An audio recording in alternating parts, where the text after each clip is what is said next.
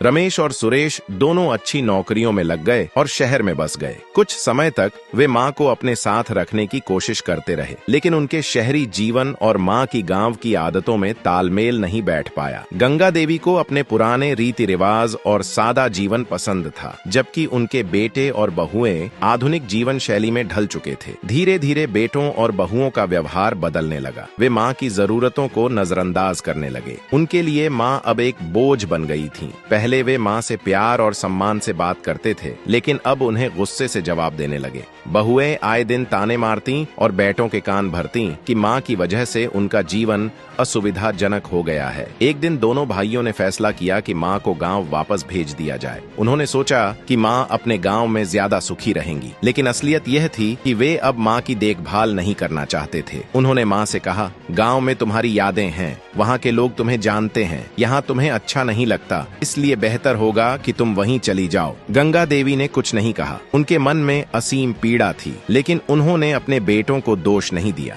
उन्होंने सोचा कि शायद उन्होंने ही कुछ गलत किया होगा, इसलिए उनके बेटे अब उन्हें अपने साथ नहीं रखना चाहते। गंगा देवी गांव लौट आईं, लेकिन अब गांव भी पहले जैसा नहीं था। अधिकतर लोग शहरों में जा चुके थे और जो बचे थे वे अपनी दुनिया में व्यस्त थे। उनके पास न कोई सहारा था, न कोई आर्थिक साधन। किसी तरह वे मंदिर के पास एक छोटी सी झोपड़ी में रहने लगीं और मंदिर में झाड़ू पहुंचाकर थोड़ा बहुत भोजन प्राप्त करने लगीं। उनका स्वास्थ्य गिरने लगा, लेकिन उनके बेटों ने एक बार भी फोन करके उनका हाल नहीं पूछा। उन्हें उम्मीद थी कि शायद किसी दिन उनके बेटे आएंगे और कहेंगे, माँ, हम तुम्हें लेने आए हैं, तुम हमारे लिए बहुत महत्वपूर्ण हो। लेकिन ऐसा कभी नहीं हुआ।